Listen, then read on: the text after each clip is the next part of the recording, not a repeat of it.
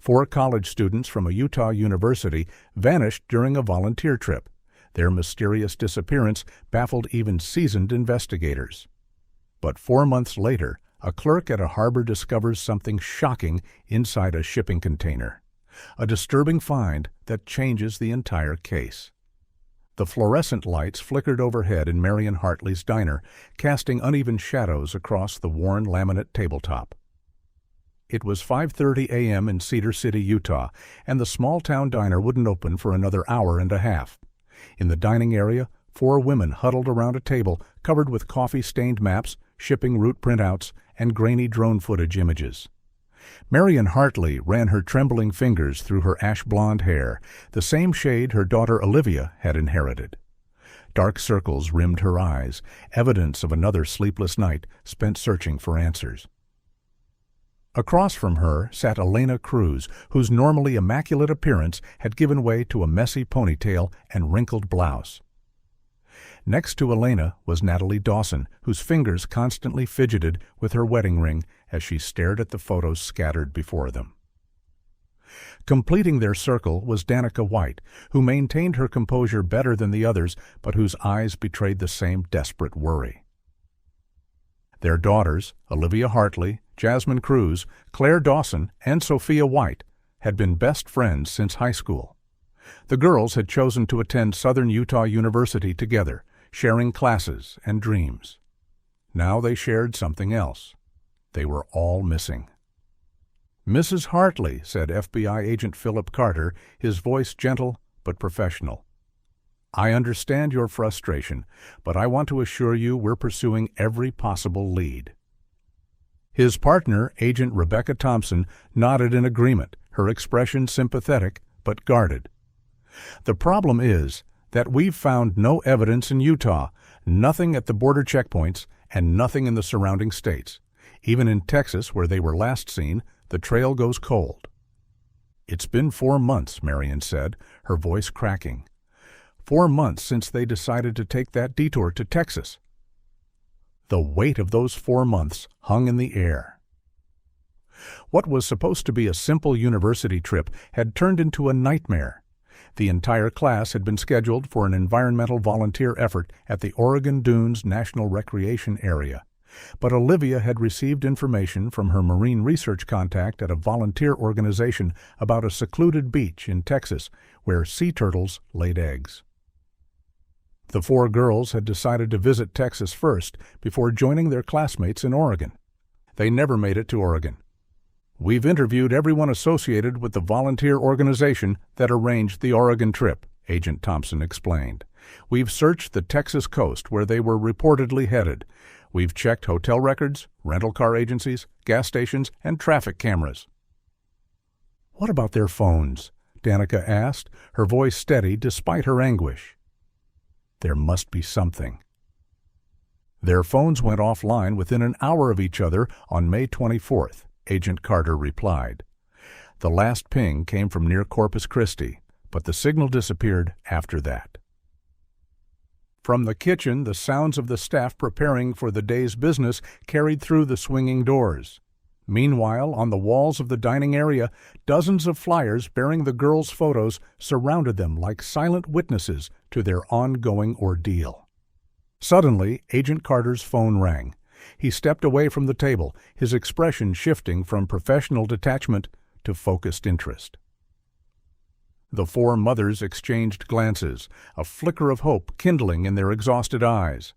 They'd seen enough law enforcement responses over the past 4 months to recognize when something significant had occurred. When Agent Carter returned to the table, his posture had changed. "Ladies, we may have something." He paused, choosing his words carefully. "The Texas Coast Guard has found evidence that might be related to your daughter's case.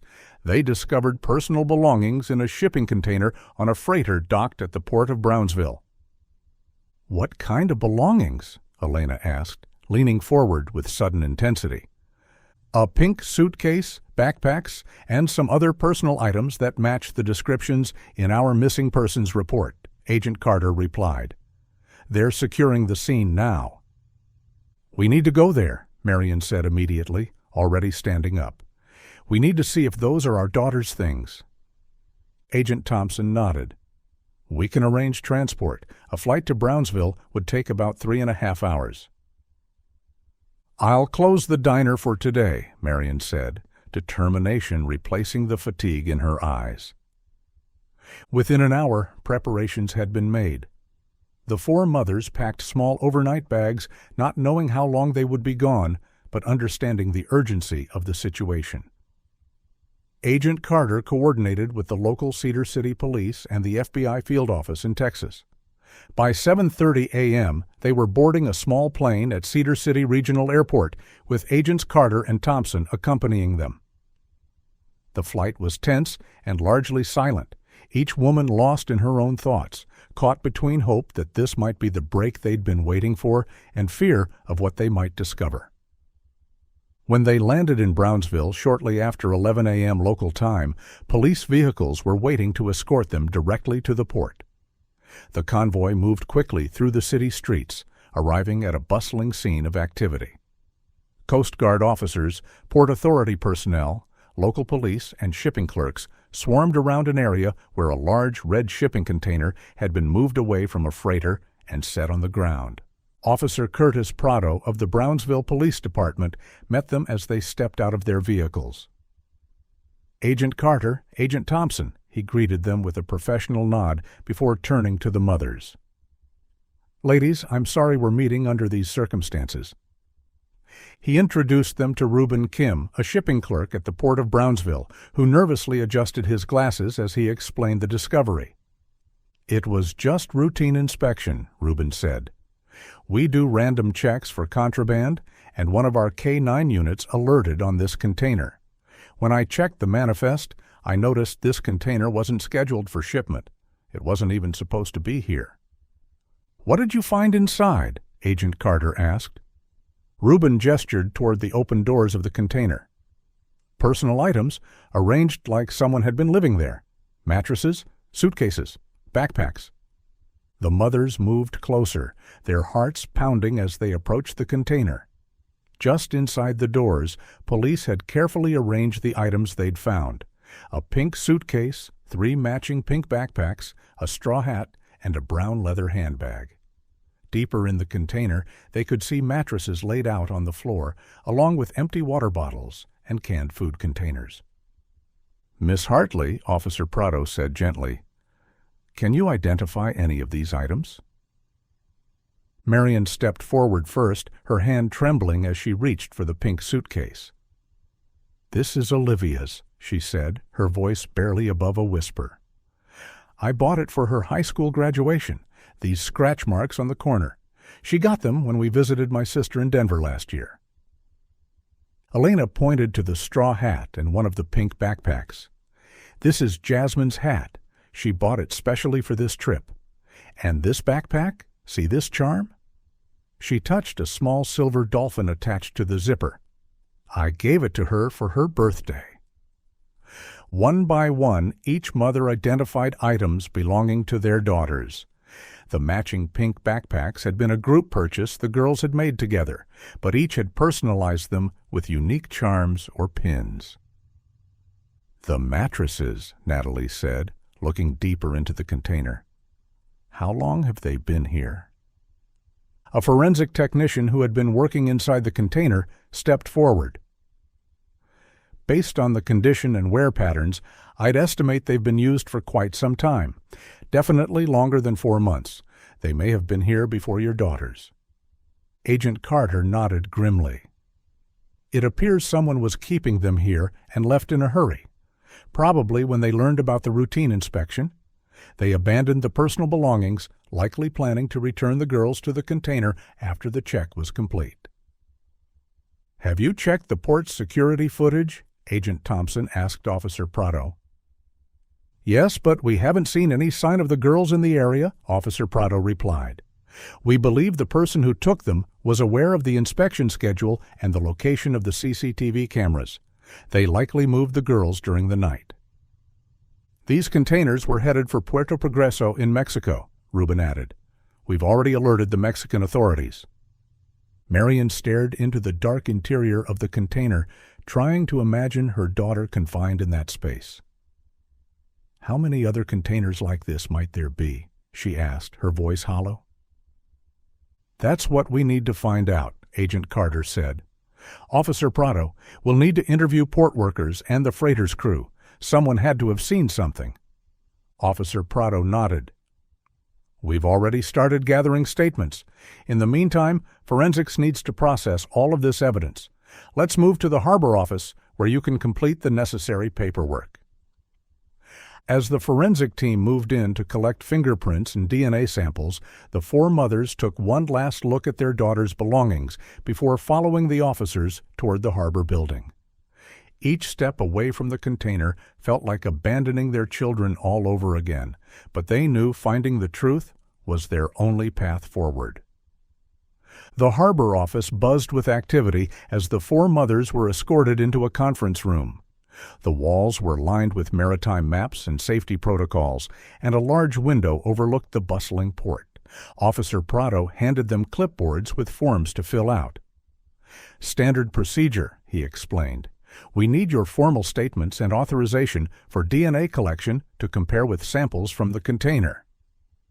The mothers sat side by side at the long table, pens scratching against paper as they documented what they knew about their daughter's last known movements. The process felt painfully familiar after months of similar forms and statements. "How long will the lab analysis take?" Elena asked, her hand aching from writing. "We've expedited everything," Agent Carter replied. "The DNA comparisons could take a day or two, but fingerprint analysis should be faster. We've also got teams coordinating with Mexican Border Patrol and authorities at Puerto Progreso." After they completed the paperwork, they were asked to wait in an adjacent room until the lab technicians arrived to collect DNA samples. The waiting room had the same institutional feel as every other space they'd occupied during the search. Neutral walls, uncomfortable chairs, and the distinct sense of being in a place where bad news was commonplace. Marion stood by the window, gazing out at the port operations. Container ships loomed in the distance, while smaller vessels navigated the harbor. Cranes lifted massive containers, moving them like oversized building blocks. Somewhere among all that machinery and movement, her daughter might have been held captive for months. As her eyes tracked the activity, she noticed a man in a navy blue polo shirt talking to a port worker wearing sunglasses. Something about his posture and gesture made her pause. "Elena," she said quietly, not taking her eyes off the man. "Does that person look familiar to you?" Elena joined her at the window, followed by Natalie and Danica. "I can't place him," Elena said, squinting, "but there's something—" Natalie suddenly reached into her purse and pulled out a business card. "Wait, I think I know who that is." She handed the card to Marion. "Brady Colborn. He's the CEO of Future Path Volunteers. Remember? They had a booth at that university event last semester." Marion examined the card. Future Path Volunteers was emblazoned across the top, with Brady Colborn, Chief Executive Officer, underneath. The organization's tagline read, "Changing Lives Through Compassionate Action." "That's right," Elena said, recognition dawning in her eyes. "They organized cultural exchange and humanitarian trips. That's the organization that set up the Oregon trip for the girls' class." "And Olivia's marine research contact," Marion added, her voice growing tight. "That was through Future Path. They were the ones who told her about the sea turtle nesting beach in Texas." The four women exchanged significant glances. "The police were aware of this. They already interviewed them," Danica suggested. "But now that Mr. Colborn is here, they might want to speak with him too." Marion looked back toward the conference room where the agents were reviewing their statements with Officer Prado. "They seem busy with the port authorities. Let's just say hello ourselves first. He might have some insight." "I'll come with you," Natalie offered. "Elena and Danica, tell the agents where we've gone if they come looking for us." Marion and Natalie left the harbor office and made their way across the concrete expanse toward Brady Colborne, who was still deep in conversation with the port worker. "Mr. Colborne?" Marion called as they approached. Brady turned, his expression momentarily freezing before shifting into a polite smile. "Yes? Can I help you?" "I'm Marion Hartley, and this is Natalie Dawson.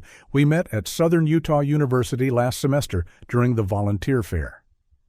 Brady hesitated, studying their faces before recognition seemed to dawn. "Oh, yes, Cedar City, the university event. I remember now." His companion, the port worker with sunglasses, nodded curtly before walking away, clipboard in hand. "What brings you to Brownsville?" Marion asked, trying to keep her tone casual despite the suspicion building within her. Brady gestured vaguely toward a stack of containers in the distance. "Organizing supplies for a disaster relief shipment. We're sending medical equipment and food to communities affected by the hurricane in Central America." "That's quite a coincidence," Natalie said carefully. "We didn't expect to see anyone from Utah here." "What about you ladies?" Brady asked, his tone friendly, though his eyes lacked the warmth of his smile. "How's the police investigation in Utah going? You're not here on vacation, I assume?" Marion shook her head. "Number? Actually, the authorities just found some of their belongings in a shipping container here at the port." Brady's face paled slightly. "Here? The missing university students? That's shocking. You know, back then the FBI questioned everyone at Future Path since we arranged the Oregon trip." He shook his head solemnly. "Terrible situation. I'm so sorry." "The police are treating it as a criminal case now," Natalie added, watching his reaction carefully. "They found mattresses and personal belongings in the container. It looks like someone was keeping them there." Brady's Adam's apple bobbed as he swallowed hard. "That's horrific. I sincerely hope they find whoever's responsible." He glanced at his watch. "I should really get back to work. We have a tight schedule to meet for this shipment." "Of course," Marion said. "We won't keep you." "I wish you all the best with the investigation," Brady said, already backing away. "I hope they find your daughters soon." They watched as he hurried across the port area, his posture stiff and movements hurried. "Did he seem nervous to you?" Marion asked as they walked back to the harbor office. "Definitely," Natalie confirmed. "He could barely look us in the eye, and he couldn't get away fast enough." When they returned to the waiting room, Elena and Danica were deep in conversation. "What happened?" Elena asked. "He was off," Marion replied, keeping her voice low. "He claimed to be organizing disaster relief supplies, but he seemed really uncomfortable talking to us." "You know," Elena said, "I thought he was strange at that university event, too. He barely spoke to any of the parents, letting his staff do all the talking while he just stood there watching everyone." "Maybe he's just socially awkward," Danica suggested. "Not everyone is good with people, especially in sensitive situations like this."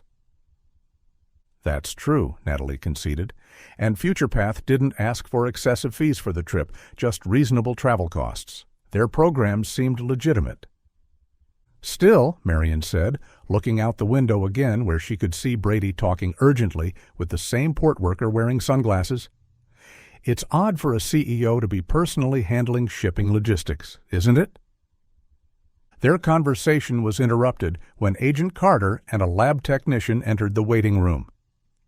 "Ladies, we're ready to collect DNA samples," Agent Carter announced. "It's just a simple cheek swab." One by one, they provided samples, the technician carefully labeling each swab before placing it in a sealed container. "Agent Carter," Marion said after completing her sample, "the CEO of Future Path Volunteers is here at the port, Brady Colborne. We just spoke with him." Agent Carter raised an eyebrow. "Colborne? Here in Brownsville?" "He said he's organizing disaster relief supplies," Natalie explained, "but he seemed very uncomfortable when we mentioned the container." Agent Carter made a note in his notebook. "We've investigated Future Path thoroughly. Everything checked out. Proper registrations, transparent finances, legitimate operations. Colborne has cooperated fully with our investigation. Maybe you should talk to him anyway, Marion suggested. It's a strange coincidence. I'll look into it, Agent Carter promised. He stepped out briefly to speak with a port official, returning a few minutes later. I've confirmed that Mr. Colborne has legitimate business here. His signature is on the harbor logs for several containers of humanitarian supplies scheduled for shipment to Puerto Barrios in Guatemala. Nothing connected to the container where we found your daughter's belongings. The mothers exchanged glances, not entirely convinced, but lacking any concrete reason for their suspicion. What happens now? Elena asked, changing the subject. We'll continue processing the evidence, Agent Carter replied. In the meantime, I suggest you find accommodations in town. This might take several days. We'd like to stay close, Marion said firmly, for when you find something... Agent Carter nodded understandingly. If you're staying, at least let me help keep things safe. I'll arrange a rental car and find you suitable accommodations nearby. Officer Curtis, who had just entered the room, added, You're welcome to stay as long as needed. We'll work closely with you, and you can reach me any time if you need assistance while in town. The mothers nodded gratefully, all four determined to remain in Brownsville until they found answers, or hopefully their daughters. Marion, Elena, Natalie, and Danica followed Agent Carter out of the harbor office into the bright Texas afternoon sun. Officer Curtis had arranged for a patrol car to take them to a hotel near the port, where they checked into adjacent rooms. Get yourselves settled, Agent Carter suggested. I need to make a few calls, and then we'll get you a rental car so you can move around more freely. An hour later, they met Agent Carter in the hotel lobby. The mothers had freshened up, but the strain of the day's discoveries was still evident in their faces. There's a rental agency about 10 minutes from here, Agent Carter said, leading them to a waiting patrol car. I'll put the rental under my name and FBI credentials. It should speed up the process. The rental car facility was a small, family-owned operation set back from the main road in a commercial district. A weathered sign reading Gulf Coast Auto Rentals hung above the entrance. Inside, a middle-aged man with salt and pepper hair greeted them from behind a cluttered counter. Welcome to Gulf Coast Auto, he said warmly. I'm Mike Fletcher, the owner. How can I help you folks today? Agent Carter presented his credentials. We need a mid-sized vehicle for an indefinite period, possibly several days. Mike nodded, typing into his computer. I've got a 2023 Toyota Camry available. Should be comfortable for you ladies. While Mike processed the paperwork, Agent Carter led the group outside to inspect the vehicle. The car was clean and well-maintained, with less than 15,000 miles on the odometer. This will work fine, Agent Carter confirmed, signing the necessary forms when they returned inside. I'll just need a card for the deposit, Mike said, completing the transaction. As he handed over the keys, he added, Try to keep it clean and full of gas, if you don't mind. We're a small operation, and detailing costs eat into our margins. We'll take good care of it, Marion assured him. Mike sighed, leaning against the counter. I appreciate that. Had some folks a while back who didn't show the same consideration. Returned one of my cars in terrible shape. What happened? Agent Carter asked, professional curiosity piqued. Group of young men rented one of my SUVs about 6 months ago.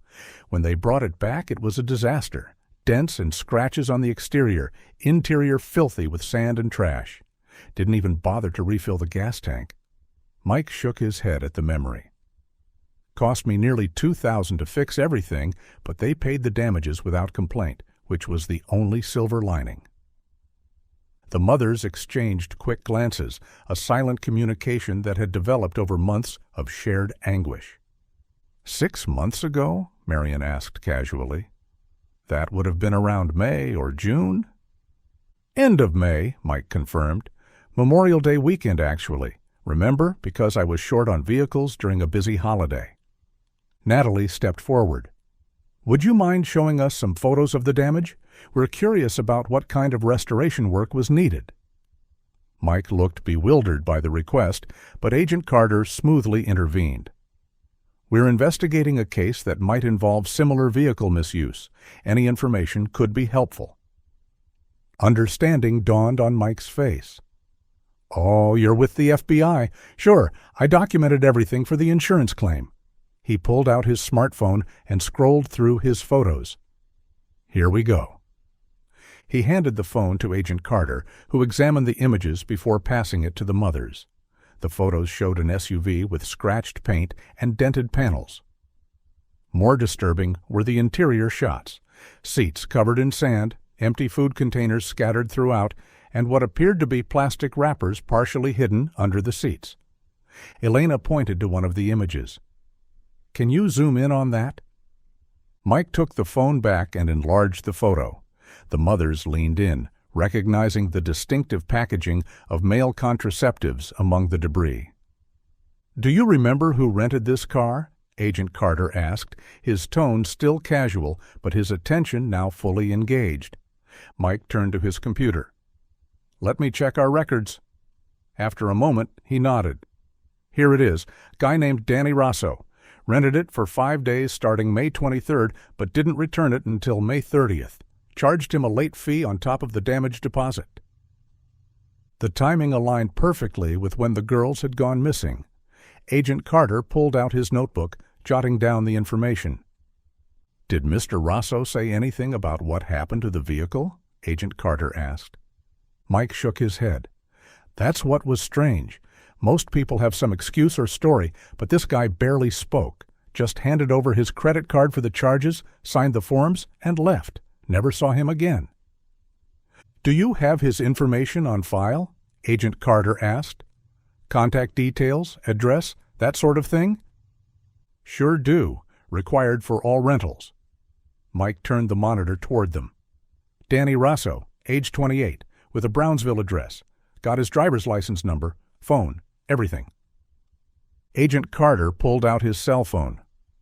"I need to call this in." He stepped outside while the mothers continued to look at the rental information. "You think there's a connection?" Mike asked, watching their intense focus on his computer screen. "We're not sure," Marion answered honestly. "But our daughters went missing around the same time this car was rented. However, they didn't specifically go to Brownsville. They were at South Padre Island." Mike's expression softened with understanding. "The 4 college girls from Utah? I saw that on the news. I'm so sorry." "We found their belongings today," Natalie explained, "in a shipping container at the Brownsville port." Mike's eyes widened. "Jesus, you think this Danny Rosso had something to do with it?" "We don't know," Elena replied. "But the timing matches, and the condition of the car is suspicious, and the late return. We're considering everything." Agent Carter returned, his expression serious. "I've notified the Brownsville PD. They're sending officers to check the vehicle. Even after 6 months, there might be trace evidence we can recover." "The car's been cleaned and repainted," Mike warned. "Used multiple times since then." "Modern forensic techniques can still detect biological material months or even years later," Agent Carter explained, "especially if it's soaked into upholstery or settled in crevices." Mike nodded, printing out the rental agreement. "Here's everything we have on Danny Rosso. Hope it helps." Agent Carter took the document, folding it carefully into his jacket pocket. "Thank you, Mr. Fletcher. You've been very helpful." As they prepared to leave, Mike called after them. "If only I'd known back then that something might be wrong. I would have reported it." "You couldn't have known," Danica assured him. "But you're helping now, and that's what matters." They left the rental office with mixed emotions, anxiety over what the new lead might reveal, but also a spark of hope that they were finally making progress. "What now?" Marion asked as they reached the rental car. "It's getting late," Agent Carter replied, checking his watch. "You 4 should get some rest. I'll stay and coordinate with the forensic team when they arrive to examine the rental vehicle. We'll update you on any findings." Tomorrow? Natalie asked. Tomorrow we'll search the coastline again, Agent Carter confirmed. With these new leads, we have better focus areas. The beach isn't far from the port. The mothers reluctantly agreed, understanding the need for rest after their emotionally draining day. They got into their rental car, with Marion behind the wheel, and headed back toward their hotel, each lost in thoughts of what tomorrow might bring. It was past lunchtime, nearly 3 p.m., when Marion found herself staring at the ceiling of her hotel room, unable to rest despite her exhaustion. Next door, she could hear the murmur of Elena and Danica's voices. Natalie sat in the armchair by the window, absently scrolling through her phone. "I can't just sit here," Marion announced suddenly, sitting up. "We still have plenty of daylight left." Natalie looked up from her phone. "What are you thinking?" "The girls came to Texas because of a beach where sea turtles nest, right? Olivia's marine research contact at Future Path told them about it." Marion reached for her shoes. "What if we check out some of the nearby beaches, just to see the area, get a feel for where they might have been?" "We should wait for Agent Carter," Natalie hesitated. "He said we'd search the coastline tomorrow." "Tomorrow could be too late," Marion insisted. "If there's any connection between Brady Colburn, that Danny Russo character, and what happened to our girls, I want to see it for myself." Natalie considered this for a moment before nodding slowly. "That's unlikely, but okay, let's talk to Elena and Danica." They knocked on the adjoining door, finding the other two mothers poring over a local map they'd obtained from the hotel lobby. "We were just discussing dinner options," Elena said, looking up. "There's a seafood place down the road that the receptionist recommended." "Actually," Marion began, "Natalie and I were thinking of checking out one of the local beaches, the one the girls might have visited for the sea turtle research."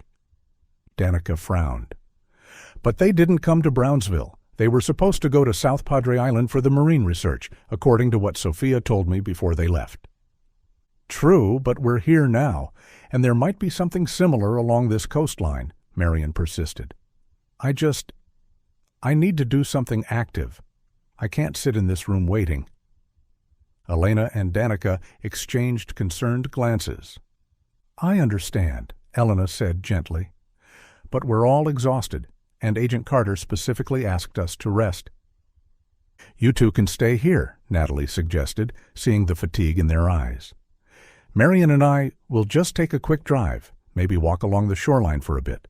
We'll be back for dinner." After some discussion, they reached a compromise. Elena and Danica would stay behind to rest and shop for necessities at the nearby convenience store, while Marion and Natalie would explore the local beach briefly. The mothers parted ways in the hotel parking lot. Marion and Natalie got into their rental car, with Natalie inputting Boca Chica Beach into the GPS after a quick search for nearby beaches. "It's only about 20 minutes from here," she said, as they pulled onto the main road. The drive took them south of Brownsville, past increasingly sparse development, until they reached a 2-lane road bordered by scrubby vegetation. Dunes rose in the distance, and the sound of crashing waves grew louder as they approached.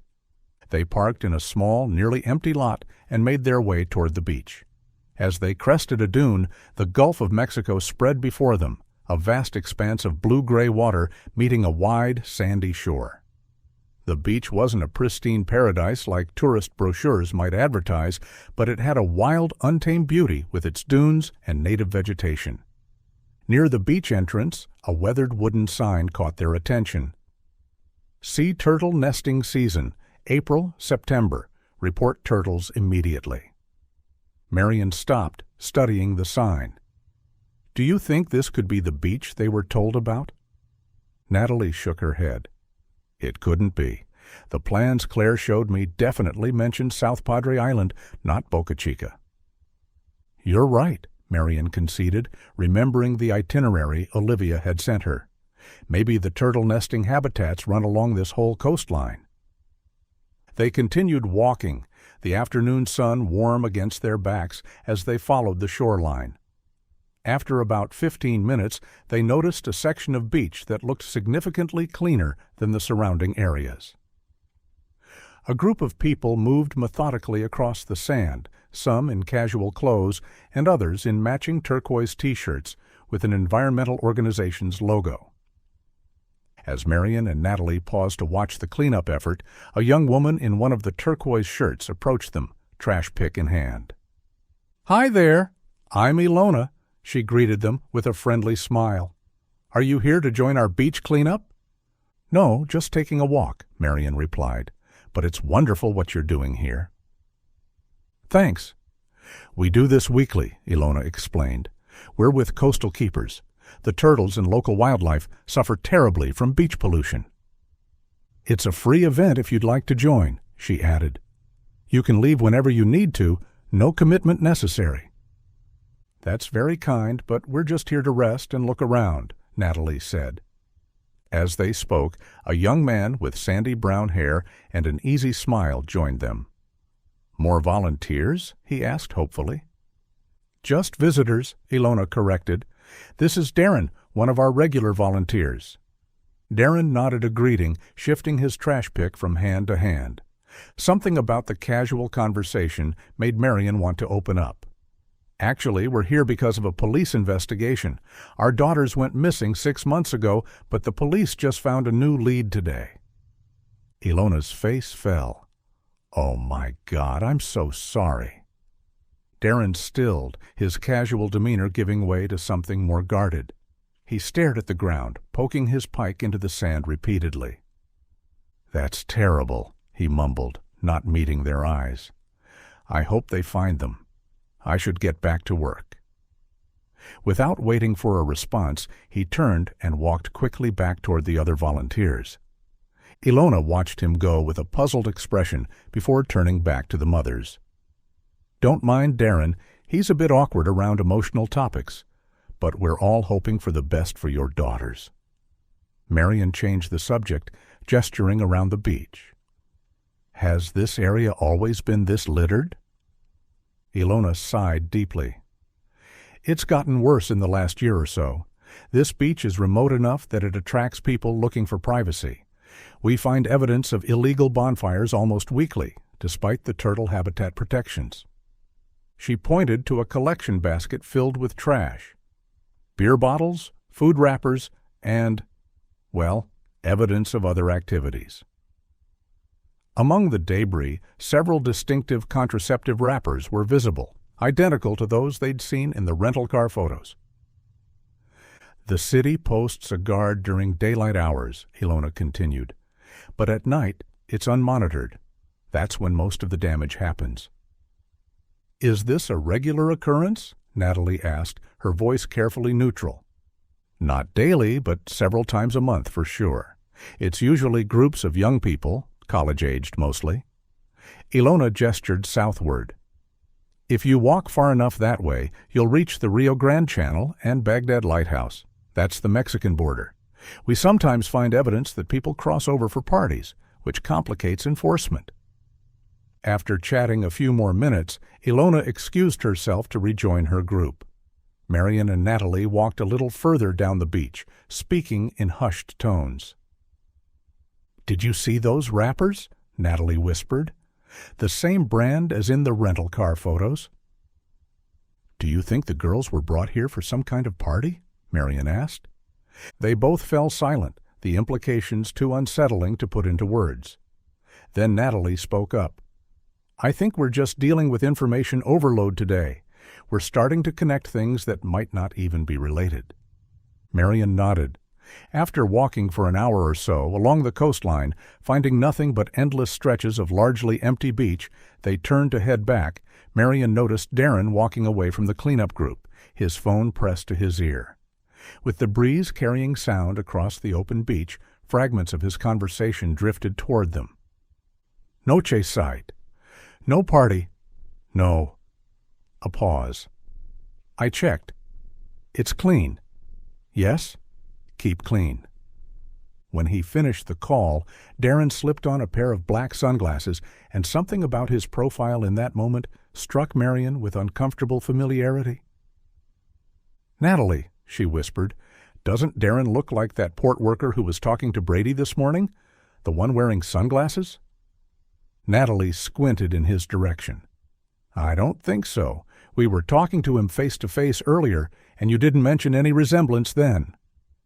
"I know, but something about the way he's standing now and those sunglasses, they just look similar." Marion couldn't shake the feeling. "You know that men in sunglasses often look alike, right?" Natalie said. He had called her, and they decided to head back. As they passed the area, the cleanup volunteers were packing up, and Darren was nowhere in sight. With more questions than answers, they returned to their rental car and headed back to the hotel, the potential connection between the contraceptive wrappers, the dirty rental car, and a remote beach weighing heavily on their minds. The late afternoon sun cast long shadows across the hotel parking lot as Marion and Natalie returned from their beach excursion. They found Elena and Danica waiting for them in the lobby, shopping bags at their feet. "We were starting to worry," Elena said, checking her watch. "It's almost sunset." "Sorry," Marion apologized. "We lost track of time." They gathered their purchases and headed to Marion and Natalie's room, where they spread out a simple dinner of pre-made sandwiches, fruit, and bottled water on the small table by the window. As they ate, Marion and Natalie recounted their visit to Boca Chica Beach and the cleanup volunteers they'd met. "The beach itself isn't anything special," Natalie explained. "It's secluded, with lots of dunes and scrubby vegetation. Not the kind of place tourists would typically visit." "But that's apparently what makes it attractive for parties," Marion added. "Ilona, one of the volunteers, told us they regularly find evidence of nighttime gatherings. Beer bottles, trash, and even those plastic contraceptive wrappers, just like in the rental car photos." Elena and Danica exchanged a significant look. "That's interesting," Elena said slowly, "because while you were gone, we overheard something in the lobby that might be connected." Danica nodded. "When we were walking back from the store, we saw two women in the lobby, mid-20s, I'd guess. They were being approached by two young men who were talking about a hidden gem beach and a party tonight." "A party?" Natalie frowned. "But we're not here for a holiday." "That's not the point," Marion said, leaning forward. "What was the beach called? Did you hear?" "Brazos Island Park, I think," Danica replied. "I looked it up while we were waiting for you.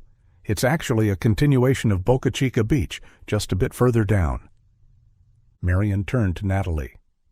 "That's the area we walked through. Remember when Ilona pointed south? She mentioned the Rio Grande Channel and the Mexican border." "And remember that phone call we overheard?" Natalie added, eyes widening with realization.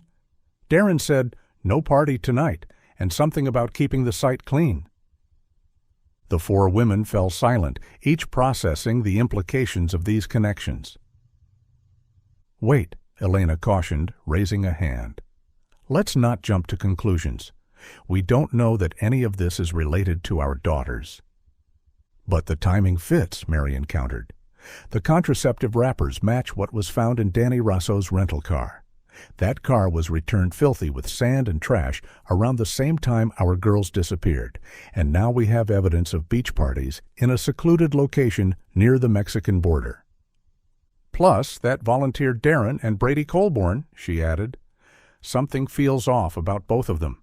They might not be related, but I just got this strange feelings." Danica sighed, rubbing her temples.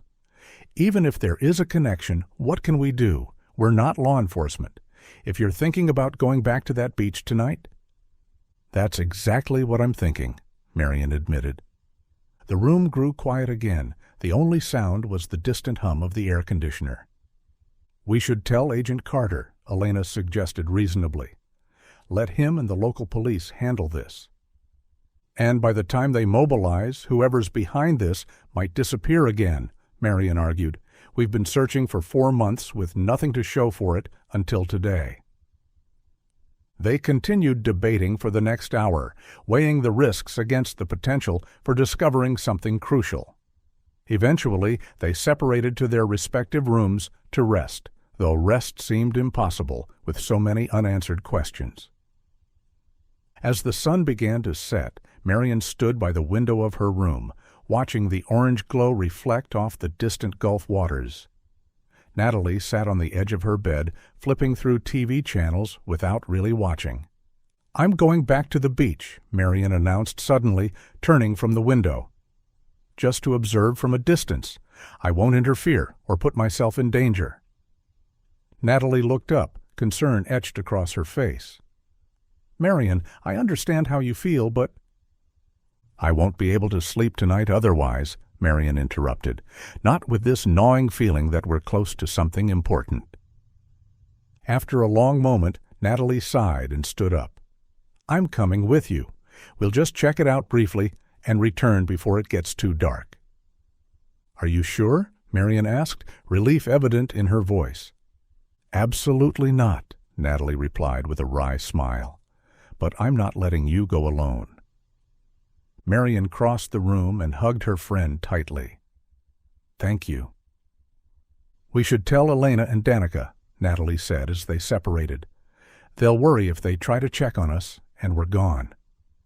When they knocked on the adjoining door, they found the other two mothers also unable to rest. Despite their initial protests, Elena and Danica ultimately decided to join them. "If we're doing this, we stick together," Elena insisted. "4 sets of eyes are better than 2. "And we'll be safer as a group," Danica added pragmatically. They agreed on a plan: drive to the beach, observe from a safe distance, and return to the hotel immediately if they saw anything suspicious or dangerous. They would not approach anyone or draw attention to themselves. Their only goal was to gather information that might help find their daughters. "If nothing happens by sunset, we come back," Marion promised. "This isn't about taking risks. It's about not missing an opportunity." As they prepared to leave, each woman carried the weight of their missing daughter's absence alongside a spark of determination. For the first time in months, they felt they were taking action rather than simply waiting for news. Whether that action would lead to answers remained to be seen, but the alternative, doing nothing, was no longer acceptable. With resolute expressions, they left the hotel room and headed for their rental car, the evening sky deepening to purple behind them. The parking area at Boca Chica Beach was nearly deserted when they arrived, with only a few motorcycles and a white van occupying spaces near the entrance. The sun had disappeared from the horizon, painting the sky in deepening shades of indigo and black.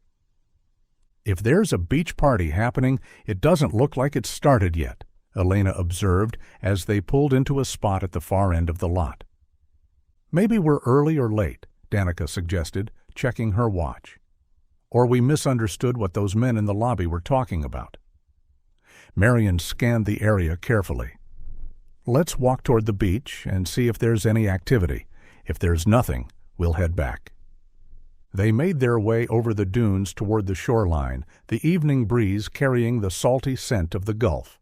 The beach appeared empty, especially the area where the cleanup volunteers had been working earlier. No party set up, no bonfires, no groups of people, just the endless stretch of sand meeting darkening waters. "This feels like a waste of time," Elena said after they'd walked for about 10 minutes. "There's nothing here." Just as they were about to turn back, a figure approached from the direction of the parking lot. A man in his late 20s with neatly trimmed hair and dressed in dark jeans and a button-up shirt walked toward them, his posture tense. "Hello there," he called, his voice friendly, but his eyes watchful. "Are you ladies here for the event?" The mothers exchanged quick glances. "What event?" Natalie asked casually. The man looked confused, studying each of their faces before his shoulders relaxed slightly. "Oh, I thought... Never mind. It's just a small private gathering, a friend's birthday celebration with a bonfire, not really a party per se." An awkward silence followed before he spoke again. "I'm Danny, by the way. Sorry for not introducing myself sooner."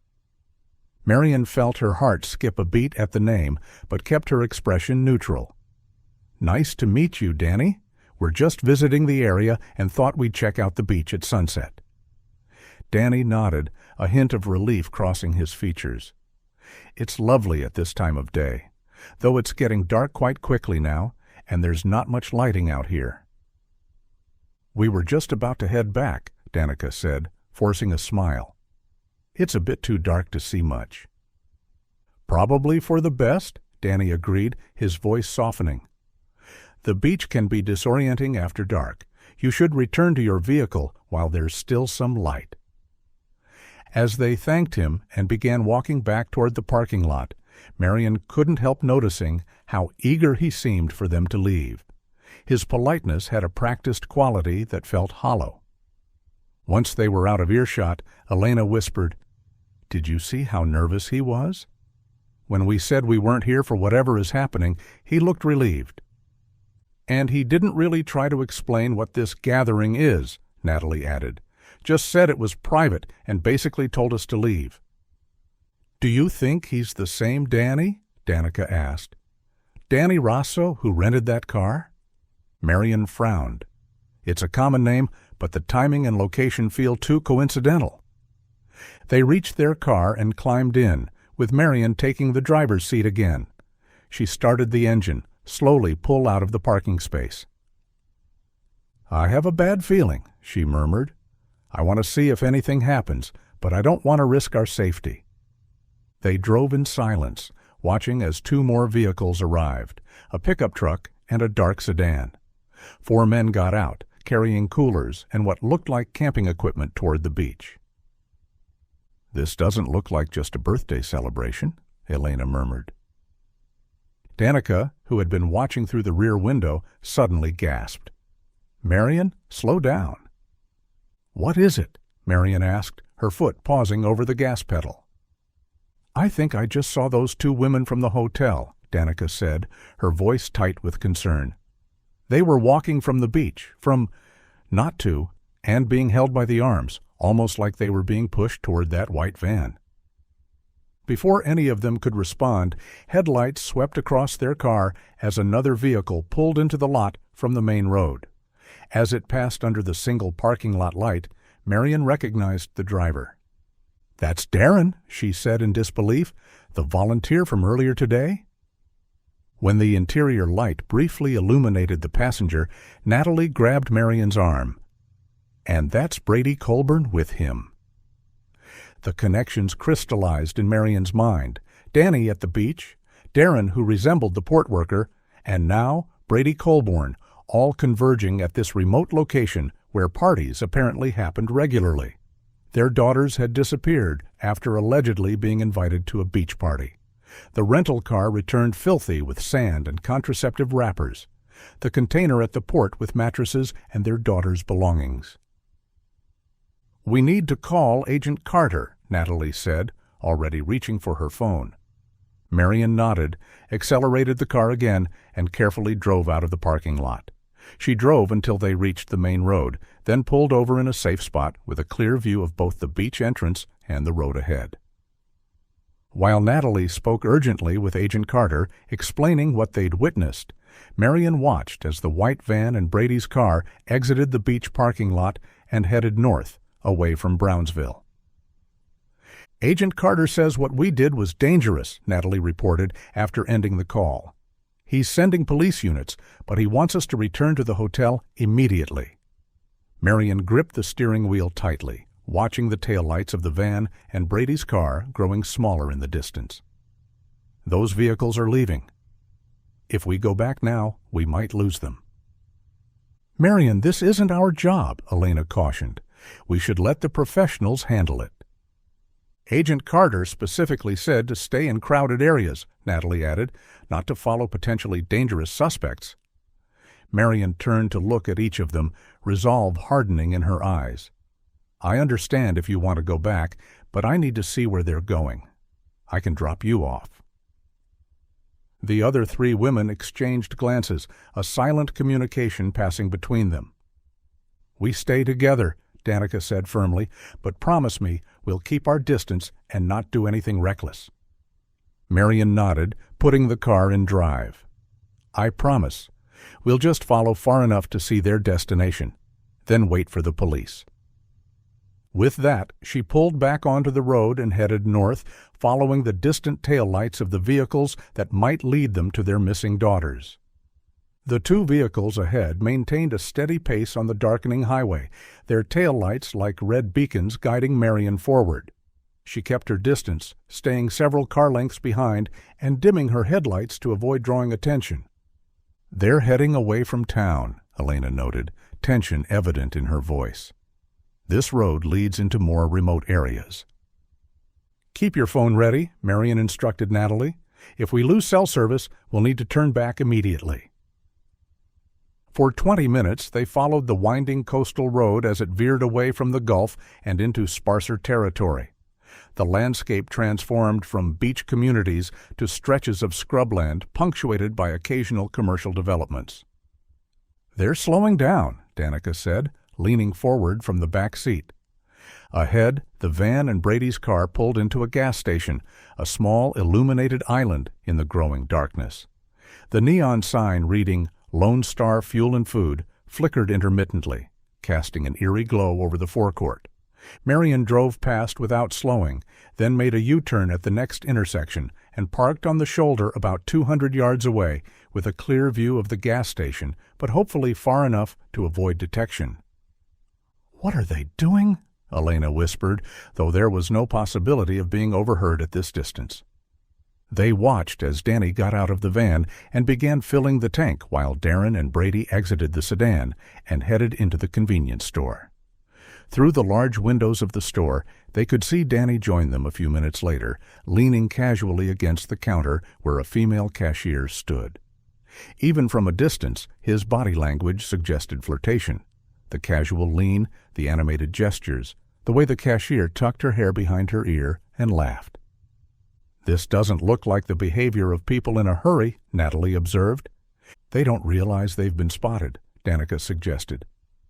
After paying, the three men exited the store with Darren carrying a plastic bag of purchases. Instead of getting back into their vehicles immediately, Danny walked to the rear of the van and opened the trunk. He removed what appeared to be license plates and handed a set to Brady, who proceeded to replace the plates on his sedan.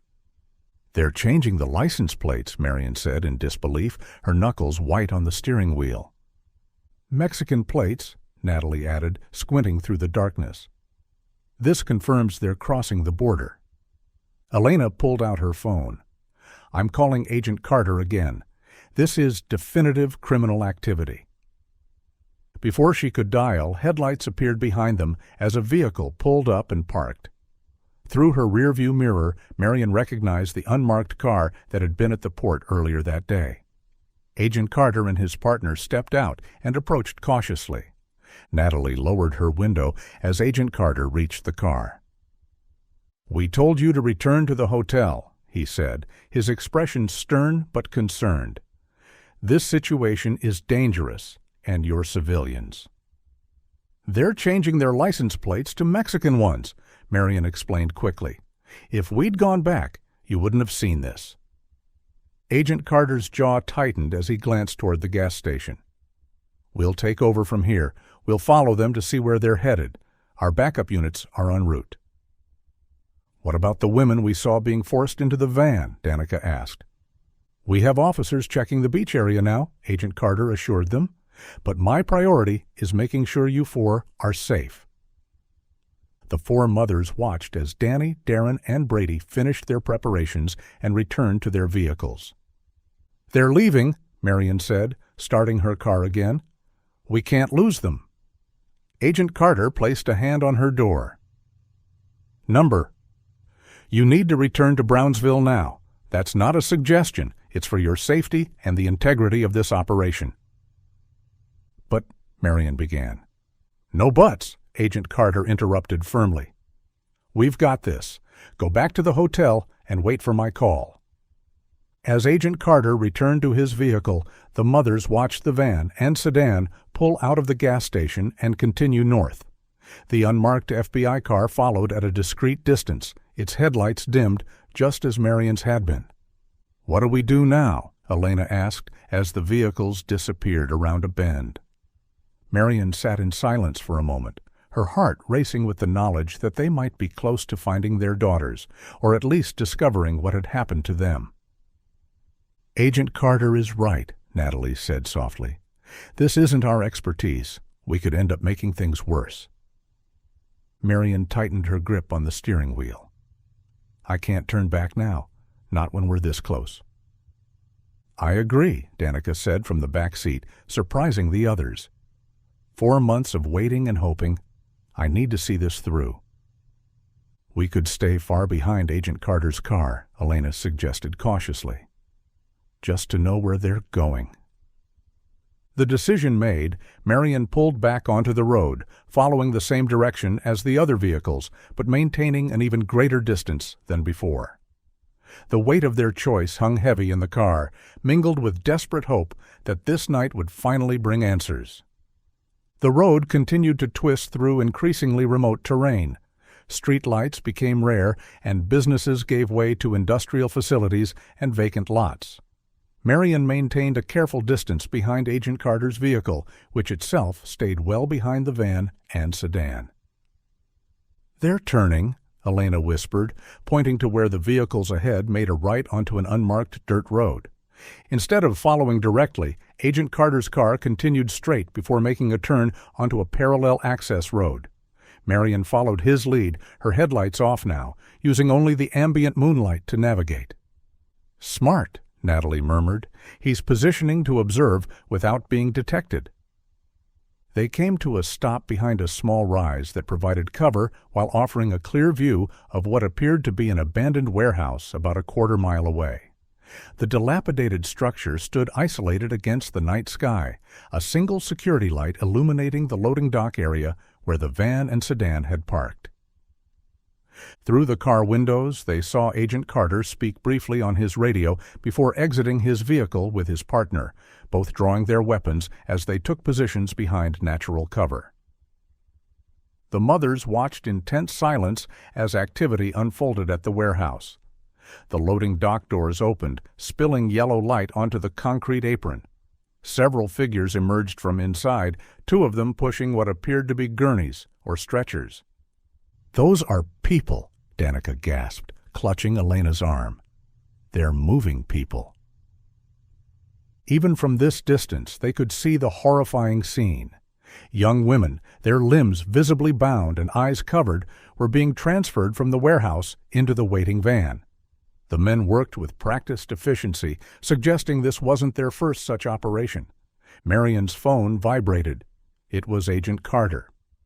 "We can see what's happening," she answered, without preamble. "Those are people they're loading." "Backup is 3 minutes out," Agent Carter replied, his voice tight. "Listen carefully. I need you to stay put. Do not approach. Do not make yourselves visible. Is that clear?" "Completely clear," Marion assured him. "Wait, I just remembered something. When we were at the beach earlier, we overheard Darren on the phone. He mentioned something about Noche. Could that be where they're planning to take these girls?"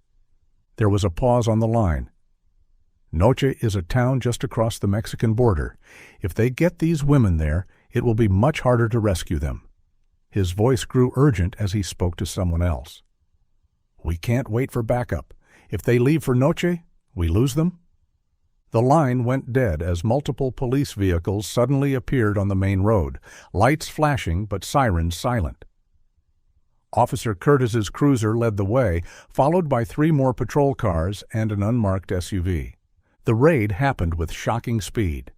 Agent Carter and his partner moved from their cover position while police vehicles converged on the warehouse from multiple directions, cutting off escape routes. Flashlight beams cut through the darkness as officers surrounded the building. "FBI! Police! Hands up!" The commands echoed across the empty landscape. Chaos erupted at the loading dock. Brady and Darren froze in place, raising their hands immediately, but Danny dove behind the van. When he reappeared seconds later, the metallic glint of a handgun was visible in his hand. "Gun!" an officer shouted. A single shot cracked through the night air, followed by a brief, terrible silence. Danny crumpled to the ground as officers rushed forward. The mothers watched the scene unfold with horror and hope intermingled. Police officers poured into the warehouse while others secured Brady and Darren, forcing them to the ground and handcuffing them. More officers approached the van, carefully extracting the bound women inside. "We need to get closer," Marion said, starting the car.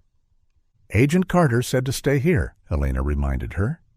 "That was before the shooting," Marion countered. "It's secure now, and our daughters might be in there." She drove slowly toward the warehouse, parking at a safe distance where officers directed them to stop. Multiple ambulances arrived, their red and blue lights casting surreal patterns across the desolate landscape. The mothers approached on foot, identifying themselves to a perimeter officer who radioed for confirmation before allowing them through. The scene inside the warehouse was even more disturbing than they had imagined. Beyond the loading area, the building had been divided into makeshift cells. Medical personnel were attending to more than a dozen young women, most appearing disoriented and frightened. In one corner, officers were gently coaxing several terrified young children from a locked room. "Olivia?" Marion called, scanning the faces of the victims. "Olivia!" "Mom?" a weak voice responded from across the room. The four mothers rushed forward as officers led them to a section where their daughters sat huddled together on metal folding chairs. Olivia, Jasmine, Claire, and Sophia looked pale and thin, their eyes unfocused, bodies swaying slightly as if maintaining balance required conscious effort. "They're heavily sedated," a paramedic explained as the mothers embraced their children. "We need to transport them to the hospital immediately." "What have they done to you?" Elena sobbed, cradling Jasmine's face in her hands. Sophia tried to speak, but couldn't form coherent sentences, her words slurring together incomprehensibly. "We'll get them stabilized," the paramedic assured them, "but we need to move now." Agent Carter approached, holstering his weapon. "Go with your daughters. Officer Curtis and I will meet you at the hospital after we secure the scene and begin processing these monsters." As the paramedics helped the girls onto stretchers and into waiting ambulances, Marion looked back at the warehouse one last time. In the harsh emergency lights, she could see Brady Colburn sitting handcuffed in a police cruiser, his head bowed. The respected CEO of Future Path Volunteers, the man who had smiled at university events and offered exciting opportunities to young students, was revealed at last for what he truly was. The hospital waiting room was a stark contrast to the warehouse, clean, brightly lit, and secure. Yet for the four mothers, the antiseptic smell and institutional beige walls only heightened their anxiety as they waited for news about their daughters. "The doctor said it will take some time," Elena explained, pacing the small area. "They're processing multiple patients and running toxicology screens to identify what drugs are in their systems." Marion sat rigidly in a vinyl chair, her eyes fixed on the double doors leading to the emergency department. After months of searching and hours of frantic pursuit, she found the waiting almost unbearable. "At least we found them," she whispered, more to herself than the others. "They're alive." The words hung in the air, carrying both gratitude and dread. Alive, yes, but in what condition? What horrors had they endured during these 4 months? Shortly after midnight, Officer Curtis arrived with Agent Carter. Their expressions were grim but professional as they approached the mothers. "We need to take your statements while everything is fresh," Officer Curtis explained. "I know this is difficult timing, but it's important for building our case." The women were led to a small conference room off the main waiting area. One by one, they recounted the day's events from their individual perspectives, finding the container at the port, encountering Brady Colburn, discovering the rental car connection, exploring Boca Chica Beach, and their decision to follow the suspicious vehicles. When it was Marion's turn, she added, "The woman at the beach cleanup, Ilona, she seemed genuine. I don't think she knew about Darren's involvement." Officer Curtis nodded, making notes. "We'll interview all the Coastal Keepers volunteers. It's possible Darren used legitimate organizations as cover for their operations." After taking their statements, Agent Carter provided the first comprehensive explanation of what they'd uncovered. Based on preliminary interrogation and evidence found at the warehouse, we've confirmed that Brady Colborn and his associates were running a sophisticated human trafficking operation, he explained. They targeted young women for abduction and smuggling into Mexico, where they would be exploited in the sex trade. Future Path Volunteers was the perfect cover, Officer Curtis added. It gave them access to college campuses across the country, including Southern Utah University.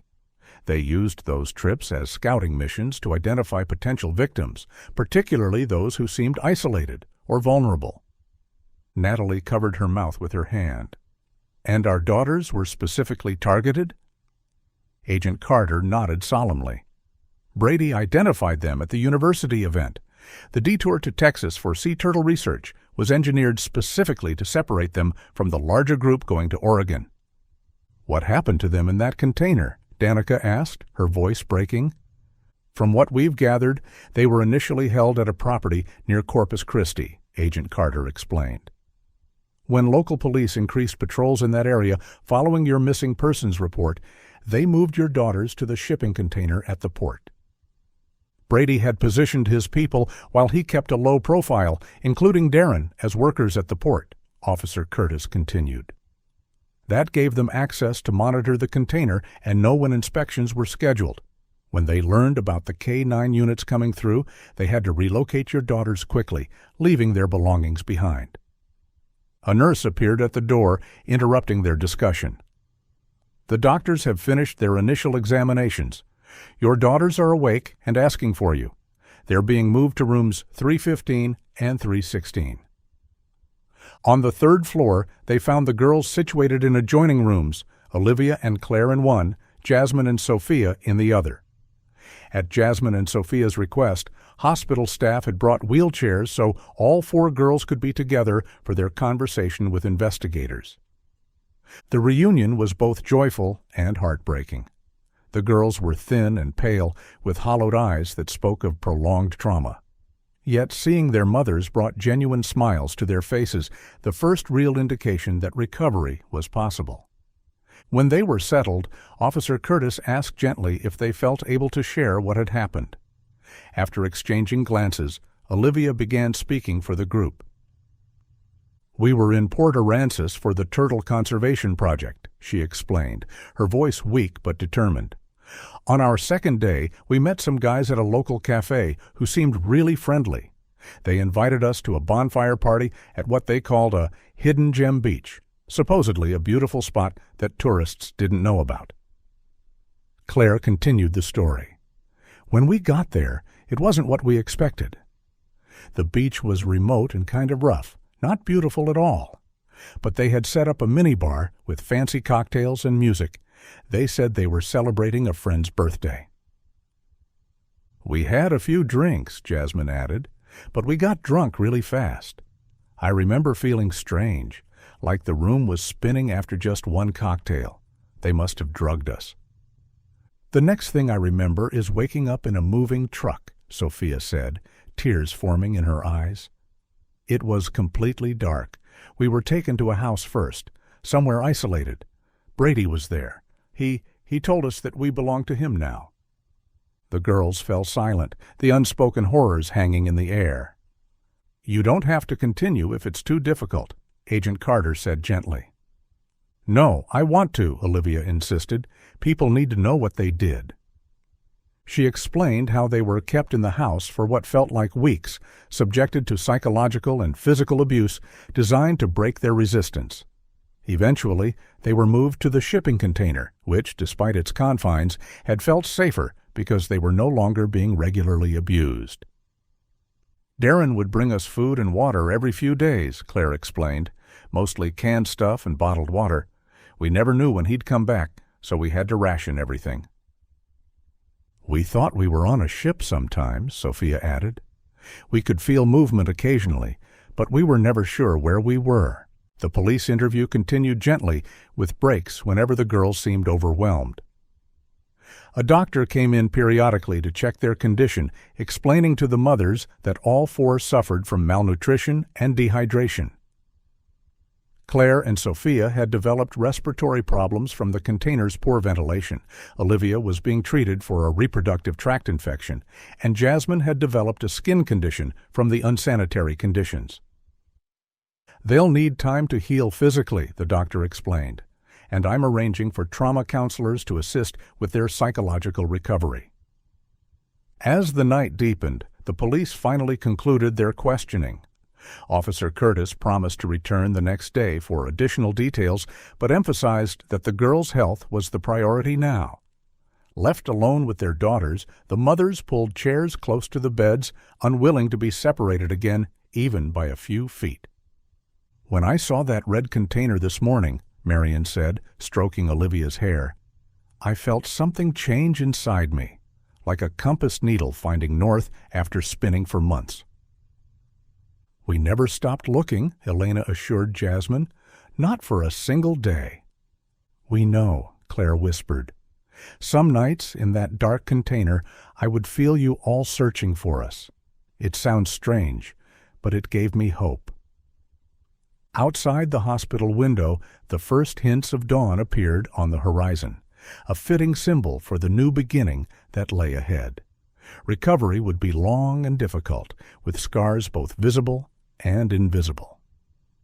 But in that hospital room, surrounded by the mothers who had never given up, 4 young women began the journey back to themselves.